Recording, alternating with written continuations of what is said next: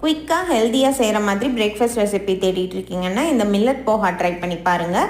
அரிசி அவல் மாதிரி மில்லட்ஸ்லேயும் அவல் கிடைக்கிது. 1 கப் சோள அவல் எடுத்திருக்கேன். இதுக்கு 1/2 கப் தண்ணி மொத்தமாக சேர்த்துறாமல் கொஞ்சம் கொஞ்சமாக தெளித்து சேர்த்து கலந்துக்கோங்க.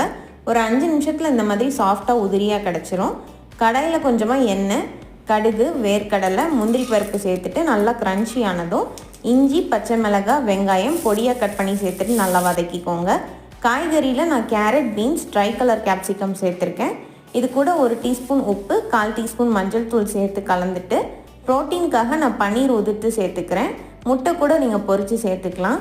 இப்போ ரெடி பண்ண அவலை இது கூட சேர்த்து நல்லா கலந்துட்டு உப்பு செக் பண்ணி வேணும்னா அட்ஜஸ்ட் பண்ணிக்கலாம். கொஞ்சமாக லைம் ஜூஸ் சேர்த்து நல்லா கலந்துட்டு மல்லி இலை தூவி இறக்கிட்டோன்னா protein, fibre and healthy fats இருக்கிற மில்லட் போஹா ரெடி. ட்ரை பண்ணி பாருங்கள். வீடியோ பிடிச்சிருந்தா சேனலுக்கு சப்ஸ்கிரைப் பண்ணிவிட்டு உங்கள் ஃப்ரெண்ட்ஸ் அண்ட் ஃபேமிலிக்கும் ஷேர் பண்ணுங்கள்.